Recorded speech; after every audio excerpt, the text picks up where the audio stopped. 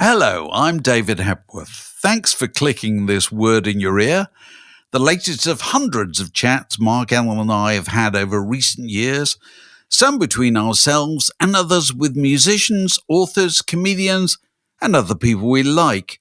If you'd like to help make sure they continue, you might consider being a Patreon supporter by visiting patreon.com/wordinyourear, or just by liking or subscribing in whatever way you prefer. On with the show.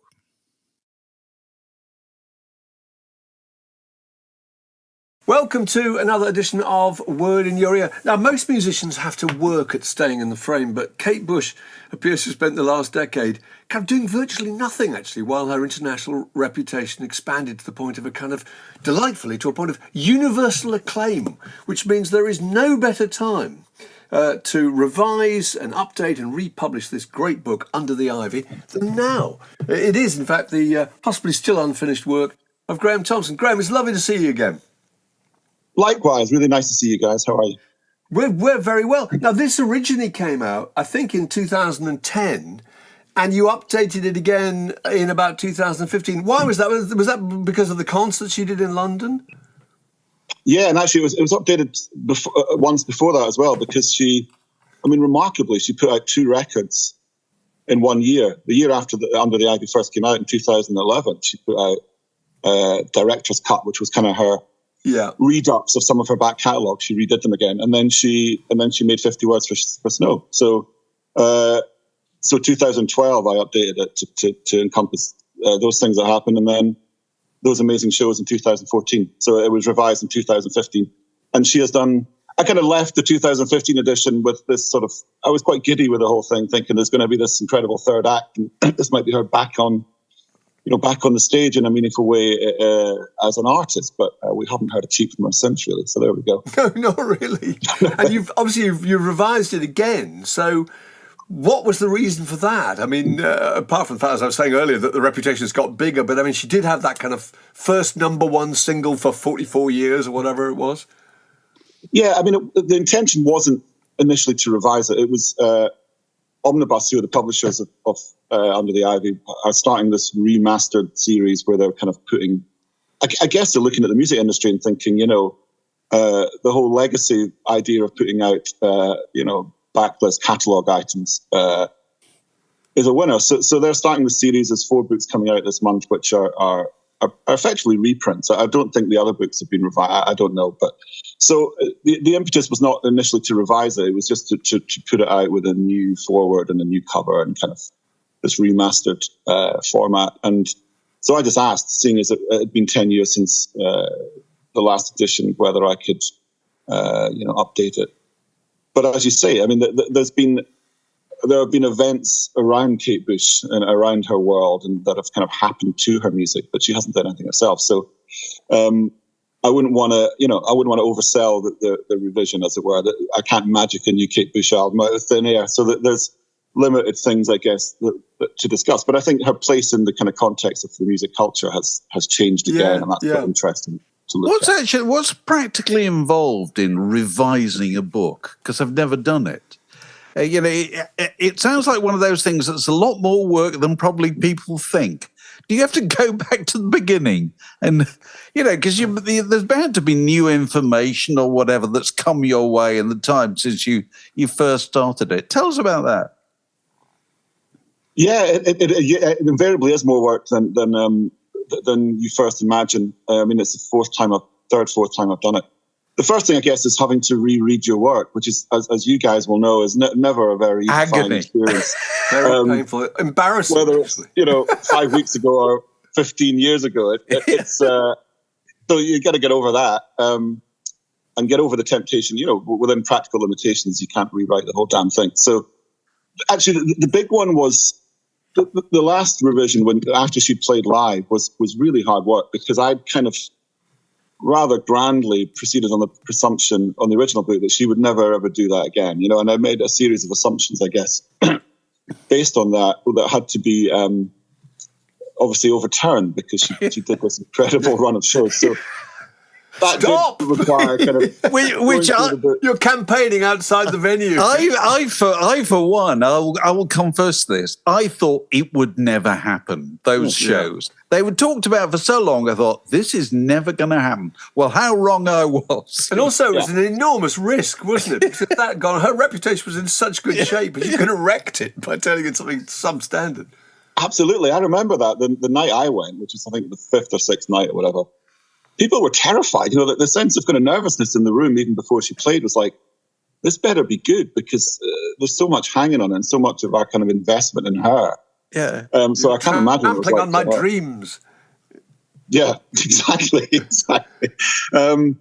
So that took a lot because that did have to go. I did have to go right back to kind of early parts of the book to kind of tweak my assumptions, as well as writing a whole new chapter on the live shows. This time, not so much, because really it was just a question of kind of bleeding in from the end of 2014 when she played those shows to bringing up to date what's happened now. But it's always a bit frustrating because, you know, there are other things you might want to change that are just practically, it's not possible to do. And as I say, reading, it's the one book where I've kind of had to go back several times to reread it. And that's always kind of uncomfortable. Not that I don't want to do it down, but, you know, it's always difficult to read your own work. But as Dave was saying, were there things that you've discovered subsequently that when you went back and you were rereading it, you wanted to add? Was there anything you added? Was there any new information, new perspectives? Not hugely, no, because I think, so much of what we learn, and I was very lucky actually originally that so many people did speak to me. I was quite surprised. You know, I was kind of warned off writing this book, and several publishers kind of went, it's not going to work because people won't speak to you. And I think ultimately I was very happy with how many people did kind of go on the record and talk about her. And the thing with Kate Bush is, you know, the circle when she started was quite wide. You know, there was a large kind of retinue of collaborators and musicians and producers and record company people. And you know, over the years, that circle has come down to, a handful of people, if that. So, who you're not going to get to talk to you on the record. So I'm quite aware of that. So in terms of, you know, revising stuff that I learned subsequently, I don't think there is much of that. I'm quite kind of confident that what I wrote about her early years and her early life and her career still stands, really. I wanted to ask you a couple of things about the early years, because it was so interesting rereading all that. You talk about her literary and artistic kind of influences, Oscar Wilde, Powell and Pressburger films, Peter Pan, The Wind in the Willows, the pre-Raphaelite painters. Was there anything that you discovered there that surprised you, that you didn't realise was part of the mix?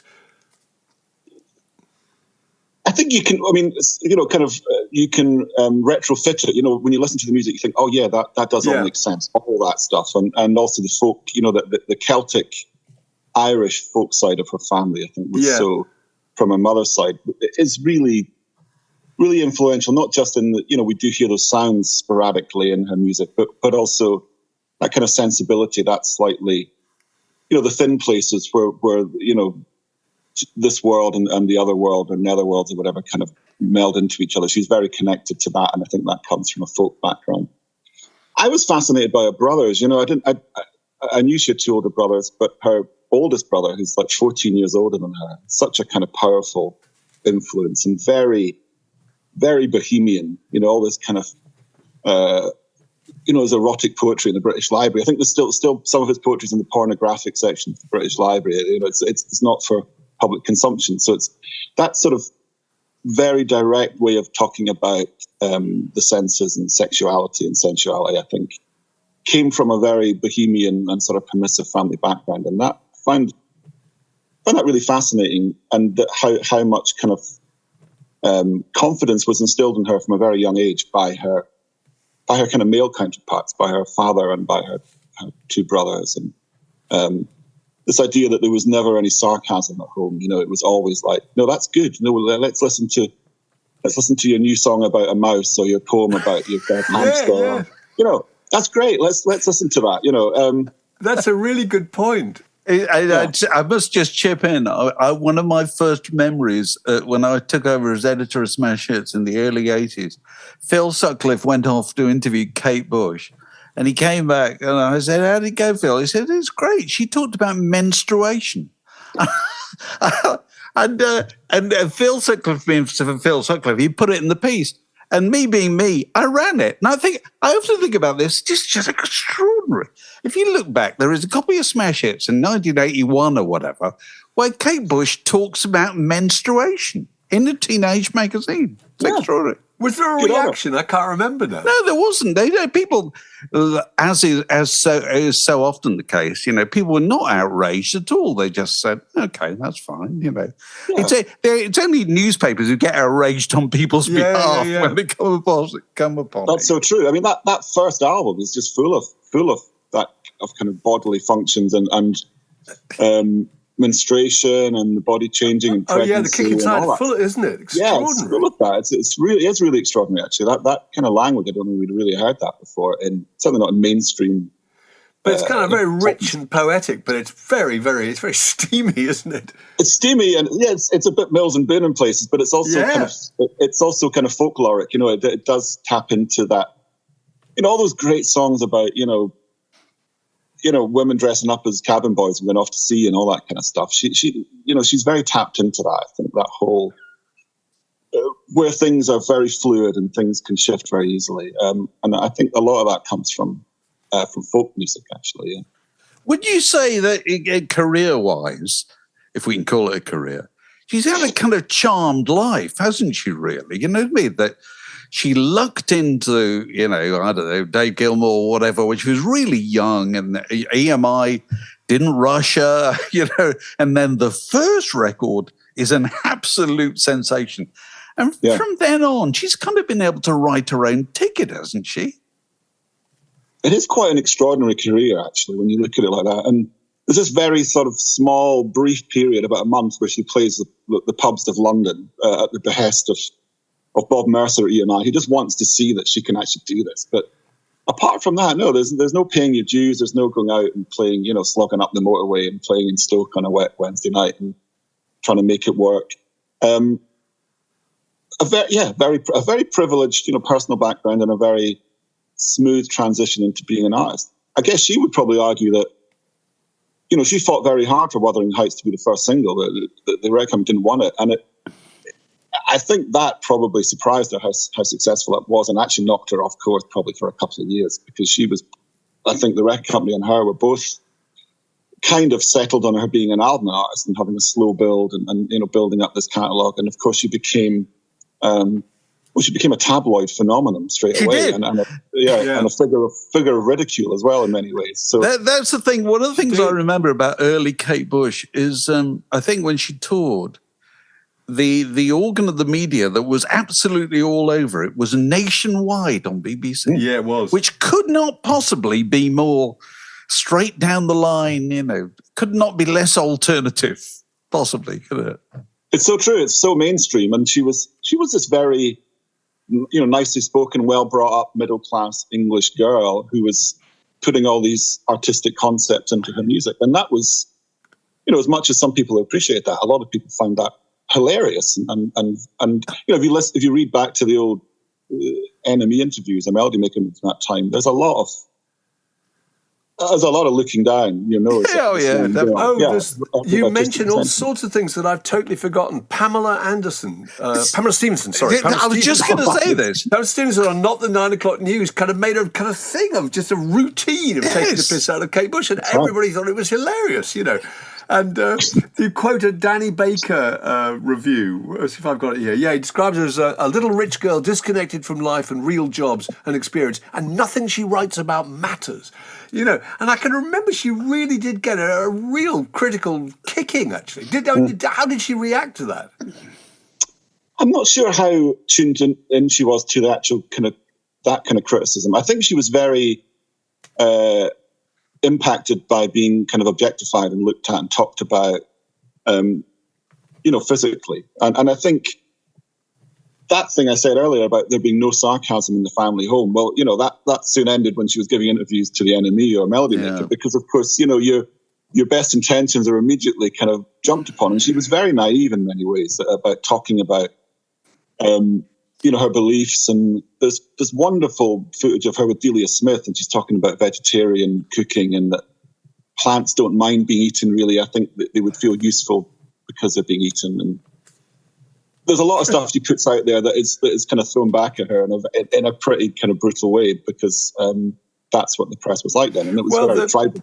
And EMI kind of had to get her to claim that she had no relationships, didn't they? Because obviously at that stage you had to appear, available to your possible public. Yes. And didn't she just invent fictitious boyfriends or something? She kind of took that and kind of ran with it a bit.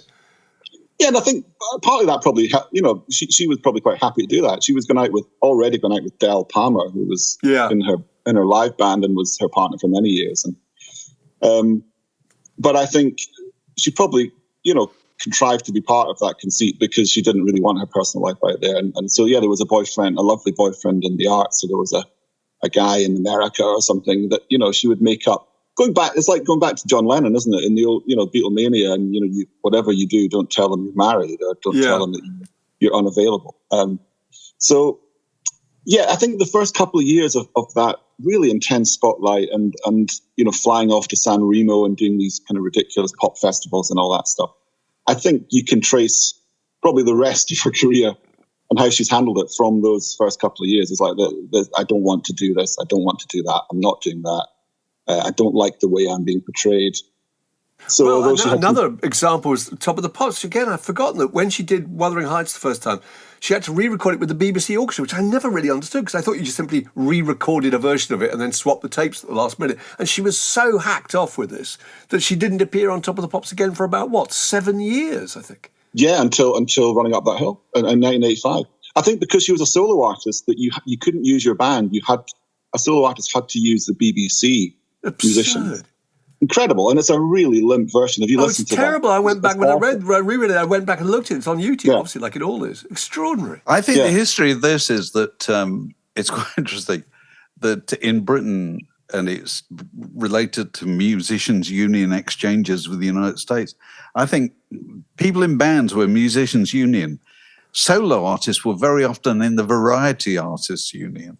It's a really curious thing. Oh, that's interesting. And so they used to, sorry, this is a bit of a tangent. Going back to the 50s, visiting American rock and roll acts could appear without an exchange if they pretended to be a member of the Variety Artists Union, which very often meant that they had to perform in front of the curtain.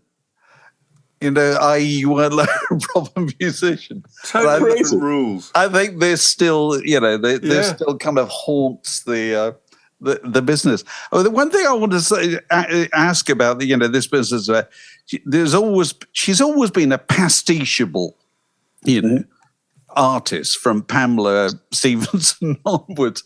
But isn't that kind of part of her appeal? That what works about Kate Bush is she's never cool. She's never, because cool people avoid writing songs about their son or a washing machine. I was listening to her Ariel only yesterday, and I'm not the world's most convinced Kate Bush fan. I kind of like her, but there are occasions I go, come on, give it a rest. Next track, kind of thing, And I'm sure. Go on. No, I agree. So I think that's so true, and I think one of the dangers is when you start to label people as like national treasures, or that they're. It's happened to David Bowie as well. David Bowie, absolutely. Part of the greatness of David Bowie was how immensely silly and wrong he could be. That's the whole point. Yeah. And I think with Kate Bush, you don't get to be that uninhibited or that kind of unique in terms of your creativity without being silly and without doing things that are absolutely amusing and funny and don't work. One of the things I wanted to do in the book was to point out the times when I don't think her music did work or wasn't as good as it should have been. And it gets harder, I think, as artists make less music and also become these kind of icons, to use that word. But that suddenly people actually stop listening properly to the whole kind of span of their catalogue and going, well, that works better than that. And my kind of ethos with this was, Kate Bush is great, but not everything she's ever done is great by any means. And there's things that are really out there. And that's part of the appeal. I think that's part of what makes her so amazing.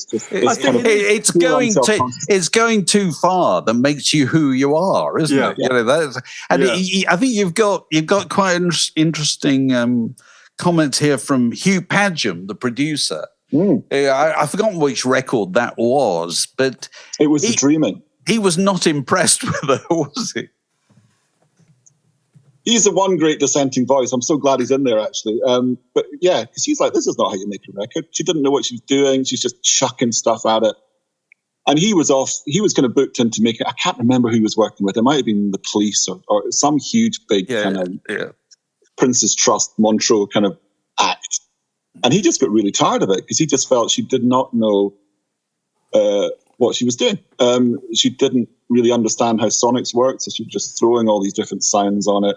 And that album in particular, I mean, I love that album. It's very experimental. It's kind of mad, but it was very hard to make, and it went through about 3 or 4 different producers because, and eventually she ended up with Nick Lonnie, who works with Nick Cave and stuff now. And I think he was 19 or 20, and you had these kind of 2 kids really just messing around in the studio, having a lot of fun. And maybe it took someone like that to kind of allow her to express herself, because Hugh Padgham was, he was having none of it. He was old school, I think, that idea of, you know the songs and you record them properly and move on. But you can imagine how difficult it would have been, because she was so involved with what those songs sounded like and so involved with the production. Because it struck me reading the book again that she's not really a songwriter, she's a record maker, and they're completely different things. One of the reasons there aren't that many covers of Kate Bush songs, I think, is because it's so much of it's to do with the way it sounds and the way it's produced, and those little bits of Fairlight and synthesizer and rhythm and instrumentation and stuff that make it uniquely Kate Bush and make it hard to replicate. So you can see she must have had. She worked 15 hours a day, didn't she, in the studio? Yeah. I mean, it's that's such a good point, and I think that's one of the still where she's underappreciated is her record making skills as a producer, and just how she makes her records sound. I mean, a song like "Running Up That Hill" was never really. There's no piano demo of anything for that. It was built up from the rhythm and those kind of Fairlight synth stabs. It started in that process, with the sound. It didn't start with the song, as it were. So in that sense, you could say she was ahead of her time, because that's increasingly how records are made, isn't it? Totally. They're made on grooves. And chopping things up, using the Fairlight or a sampler to chop up sounds and move them around. She was doing that in the early 80s. So, massively ahead of her time. And I don't think she gets appreciation for that. I think in some ways her personality and her image and her voice and her videos, all that stuff kind of overshadows the records sometimes, in like how they sound and how they were made. Because she's incredibly innovative in that way. And also because nowadays she really does that on her own, more or less. So you don't kind of see that process. It's not sort of brought out into the light. It's done very much. But it's interesting what Mark said about her being a record maker. And I just think she's a writer. That idea that she is kind of divorced from autobiography or diarizing in her writing. That idea that it's quite often just stories. It's filmic. It's coming from her imagination or from a stimulus. It's not kind of directly related to what's happening in her life. And then again, you have these very personal songs about her family and stuff. But she's not Joni Mitchell. She's not telling us kind of what's happening day to day in her life when she's writing. The bit where we were talking about earlier about her playing in the band in London, when I reread that, I thought I was so fascinated, because you have this very clear picture of Kate Bush as being this kind of precious flower. And, there's only a certain type of music seems to be part of the mix. I just scribbled down some of the songs that she and the KT Bush band, who are still going, incidentally, aren't they? Yeah, KT Bush band, the band she was in 1977, are still going with a girl who now does the Kate Bush parts. It looks a bit like Kate Bush. It's amazing. They're actually, I think, playing tonight. I looked, unless they're on tour, So that's extraordinary. But anyway, I wrote down some of the songs they played. Johnny Winter's Shame, Shame, Shame, The Stealer by Free, Brooklyn by Steely Dan, She's Gone, Hall & Oates, Come Together, Sweet Soul Music, Heard It Through the Grapevine, Tracks My Tears, and some others which I can't see now. But again, that seems so out of kind of character with what we kind of associate with Kate Bush. Were you surprised by any of that? I was, yeah. When I loved finding out about that, because I thought it is so incongruous, and also it's like, yeah, this is someone who's grounded in reality. This is someone who does kind of know music and does play songs. And she did record. She recorded a version of "Sexual Healing" by Marvin Gaye, and she did that version of "Rocket Man." She has done a few covers, but Bob Mercer at AMI always said I was always on at Kate to make a covers album. I think it would work really well for her, and that's a really good idea. Yeah, I think it'd be a great idea. And but are there no recordings? None of those recordings exist, presumably, of the band. Well, I think they do exist, but I think that they're under very, very strong lock and key somewhere. I remember talking to Vic King, who was the drummer. I think there was video as well, actually, of those shows. It will appear. It will appear. It will eventually appear. As everything ever done will be on. No, it's on YouTube. Whether it's on the box let's hope so, because Kate Bush doing The Stealer or Brooklyn by Steely Dan would be but The Stealer. That's what I love. Again, it's this idea that she's the little precious flower, and yet she was out there fronting a rock band. This is 1977, while Slaughter and the Dogs were probably the support act. There's a great story where it's the night. I think it was the night that Scotland beat England at Hampden Park, 1977. Yeah. Forgive me for bringing this up, but when we thrashed England at Hampden Park and broke the goalpost and all that. And they were playing some gig that night in, Putney or something. And the whole stage is invaded by rampant Scotland fans with scarves and stuff. And I just think, what a great image of Kate Bush amongst this rabble trying to sing her songs. And actually, she wasn't this delicate flower. I think one thing that hopefully comes through in the book is that she is a very, very strong artist with a really strong vision, and clearly always was. Knew what she wanted and worked really hard to make sure she got it. So the residency at Hammersmith, which was how long? It was pretty unprecedented. 22 nights, I think it was. 22 nights. Surely that would ordinarily have, went so well. Ordinarily, you'd think, well, people will be back. They'll be doing some of the O2 or whatever. Has there never been any indication that was going to happen? No. I mean, it was also filmed, and that's never seen the light of day either. Oh, that's interesting. Yeah, from what I understand. Why? Any reason why that hasn't come out? All I've heard is that she just wasn't happy with how it came across on film and how she came across on film. That's all I've heard from someone who was involved in filming. But I mean, we had the live album which came out from that, but it's a very different thing. And anyone who saw that show will recognize that the visual part of it was obviously such an incredibly important part of it. But that's a sadness, because as there's you could have taken that show to millions and millions and millions and millions of people, and I guess only probably 100,000 people maybe saw it tops, and then it's gone. Yeah. There's something quite magical about that, but it's there is. Well, it's kind of unique, isn't it? But I mean, it must have been on some level a kind of it was a money making operation apart from anything else, wasn't it? Surely. I doubt that would have been the initial. I doubt that would have been. No, but it's part of it, isn't it? I mean, nothing in music is ever purely one thing or another, is it? No, I'm sure. I'm sure the numbers stacked up, definitely. Although it wouldn't have been a cheap show to put on, and I guess putting it on in a relatively small venue, I wouldn't have thought she would have optimized the opportunities financially from that necessarily. But I'm sure it worked out. The impetus for doing that is still odd. I mean, she always said it was about her son, really. Sometimes I think it was just an addition for her. Her son had really strong aspirations, I think, to be in musicals and acting and things like that. And he was obviously quite strongly involved in those shows. And I think there was an element of wanting him to be involved and to put him out there and to show his talents and I guess to show him what she did. Because she did say it was kind of his impetus and his suggestion that gave her the courage to do it. It also followed that period, which I really wanted to ask about, where we kind of think of her as being a recluse. And I think it was 1994 to 2004, so that's 10 years. And Bertie, who you were talking about just then, was actually born in the middle of all that. But for 10 years, there were no records, and there was no real public appearance. And the kind of legend of Kate Bush developed. This woman living in a place by the Thames, a kind of reclusive. What did she do? I mean, have you any idea how she occupied her time? You talk about her watching a lot of bad television and doing that kind of stuff and mucking about the studio. What did she do? Well, in 1998, she had a son, so I guess that would probably explain the sort of second part of that. I think she was worn out creatively. That album, The Red Shoes, which was the kind of last thing we heard of her, which came out in 1993 and sort of tailed on to 94 with various things. She's on Michael Aspel and stuff like that, talking about it.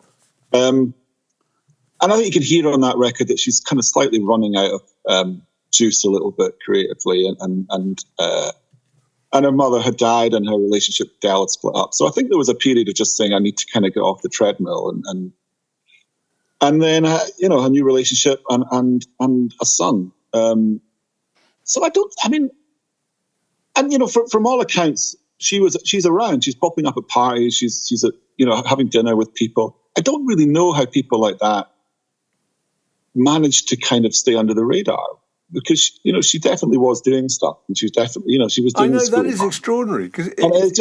But there is, I don't know what sort of power is enacted in order to completely kind of vanish from the public profile as you're doing that. It's a kind of amazing thing. But everyone, and I spoke to a lot of people for this book, and everyone said, look, she is certainly not a recluse. She is doing things. She lives a pretty normal, humdrum kind of life. I think mainly in England. I don't think she travels all that much. She obviously works on stuff at home. I don't know. I mean, do we ask these questions about Steve Winwood? Do we ask these questions about other artists, maybe Tom Waits? No, I think it was she's just living, as you say. I think she just kind of had enough and just wanted to shut the door and was living a perfectly contented, perfectly happy life. It's just that into that vacuum, a large amount was kind of filled, wasn't it, really? But in some ways it really helped, I can remember being up in Manchester and going on the Mark Radcliffe show, and Mark Radcliffe had a kind of chart across the top of the studio wall of the days counting down to the Kate Bush interview that was coming up, because he was obsessed with Kate Bush. It was just the amount of interest in her generated by the fact she wasn't there, really. Yeah, I think you're right. I think that is where the mythology, the real mythos around Kate Bush was given space to sort of grow into this monstrous thing in some ways. But do you think the other thing, and the parallel case is Joni Mitchell, is that they both benefited massively from the fact that the leading artists in popular music in the 21st century are female. And they never used to be. Yeah. Didn't used to work like that. So people looking around for kind of female heroine figures. Yes. In their 60s and 70s or whatever, as pioneers and so forth. Yeah. Seized upon Kate Bush very much the way they've done the same thing with Joni Mitchell. I think that's really interesting, and that there is that sense of giving the world kind of space to catch up in a way. There was time to assimilate all that she had done and how innovative she was, and without really making much of a fuss about it. She's never been someone who's kind of bigged herself up in that way or made great claims for herself. So I think there was that period where, you could kind of have a bit of room to breathe and go, my God, she did do a lot of amazing stuff. And also, there's nobody really like her. You talked about the Sensual World album, and you said she came out of the studio, and suddenly there were all these idiosyncratic kind of girl singers were there. Sinead O'Connor, Björk, Enya, Suzanne Vega, Jane Siberry. But I'm sure she didn't feel any sense of competition, but she also wasn't particularly like them. I can see that they have a lot in common, but she's still kind of very unique, isn't she? She's totally unique. And it's interesting that people like Tricky and Mark Hollis and people like that, who in some ways might be more her kind of immediate contemporaries in a creative sense, kind of real innovators. They were huge fans of hers. And it is sometimes easy to get caught up in the kind of gender thing. It's like, she's influenced this whole swathe of female songwriters, singer-songwriters and artists. And, it does go much wider than that, I think. That kind of breadth of her imagination and the way she uses her voice and her production, I think. There's so many people who've been influenced by that. I must just say one tiresome publishing thing on this front. I do think Omnibus had done a really good job on this edition. I think the way it looks and feels, you know, and, you know, as you said, there's this business that, you know, very often people say, oh, I can't get a hold of a 20-year-old biography of some musical artist and it was out of print or whatever. Will it ever reappear? Because it never does it really? You know, whereas this has happened with this. And are you pleased with it? I'm delighted with it. Yeah, I think that was the original idea. You know, beyond any kind of revision or update, was that, you know, let's put this out. It's also the first time it's been out in a format, you know, mass market paperback size, which is, you know, that's how books should be read. Really, you know, the paperback is the classic of the form. It's the 45 single. So I'm delighted that it's out, and I think it looks lovely. It's a really nice design, and it's got a lovely new forward and some nice quotes and stuff on it. So it's you know, that's. As a writer, you guys know all you want is your books to kind of still be available for people to read should they want them to be read. And it's great to have it out. To what extent do you have this field to yourself? To what extent are you the Mark Lewison of Kate Bush? No, I don't think so. I think Mark doesn't have that field to himself, but he is. He doesn't. But he's the governor.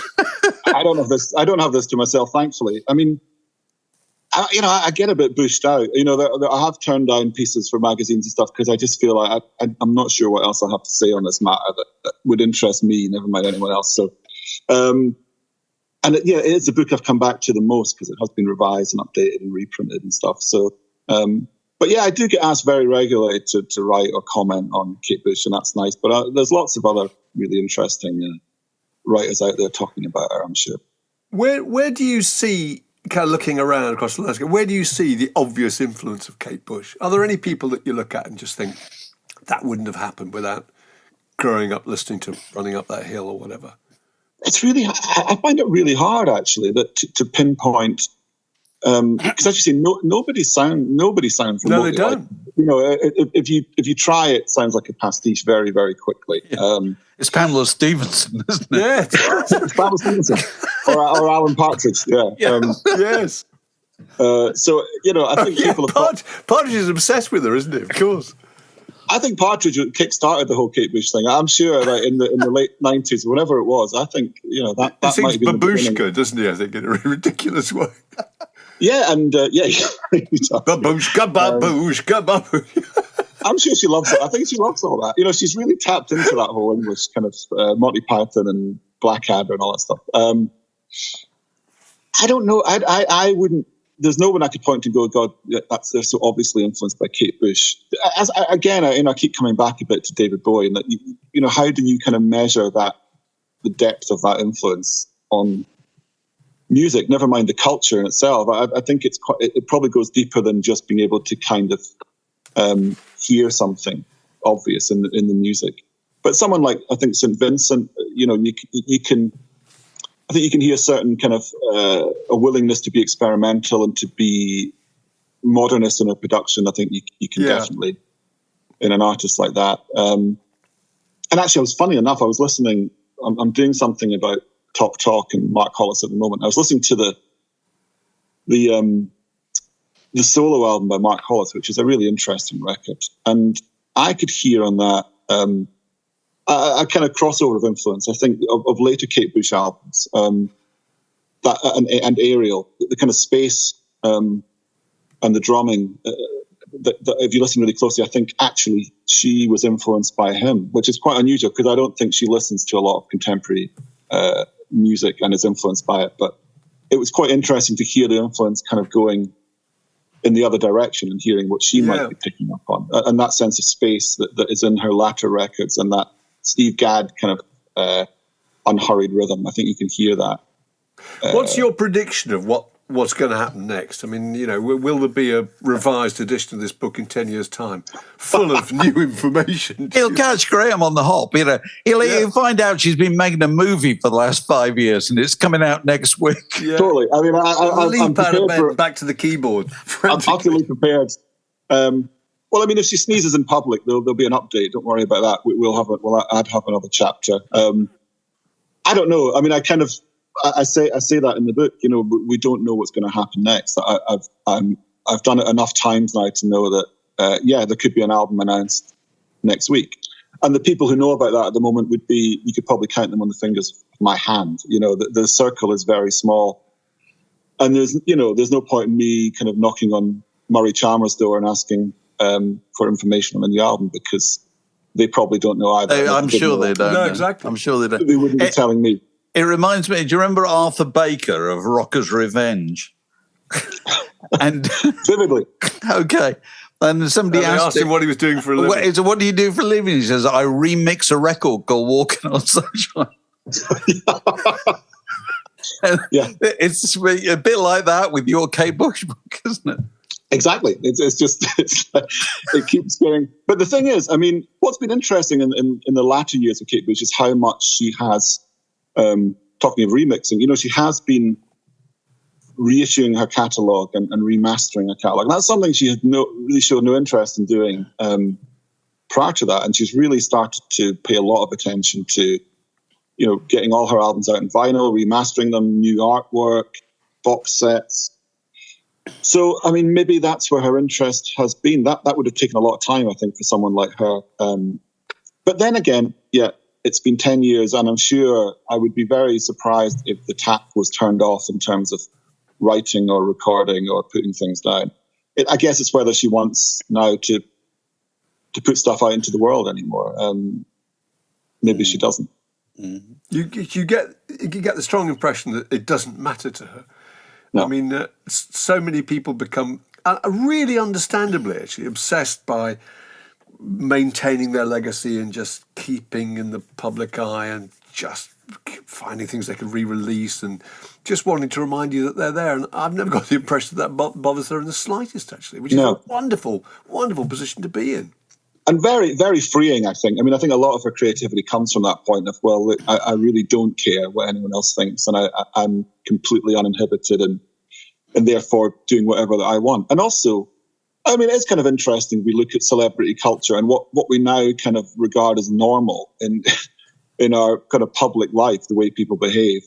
It is kind of interesting that someone who, to all intents and purposes, has lived an incredibly normal life and tried to maintain a really ordinary, stable life and family life is somehow held up as being strange or weird or crazy. I think it does say something about our perception of what we want our famous people to be and be like, that we've kind of that whole stuff has been subverted in a lot of ways. Whereas actually, I do think, she is one of the few celebrities who has managed to kind of maintain a kind of an equilibrium almost throughout her entire career, which is an achievement in itself, regardless of all the music and everything else. I think that she's kind of managed to eke out what seems to be a pretty good life out of that as well. She's not a dame, is she?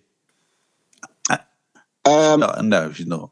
No, she's got she does have an honour. Oh, yeah, she does, doesn't she? She's got a CBE or something like that. Something like a CBE. But I'm thinking, could she be the first rock dame? Or has there been a rock dame? There's pop dames. Is Shirley Bassey a dame? A dame, Shirley Bassey.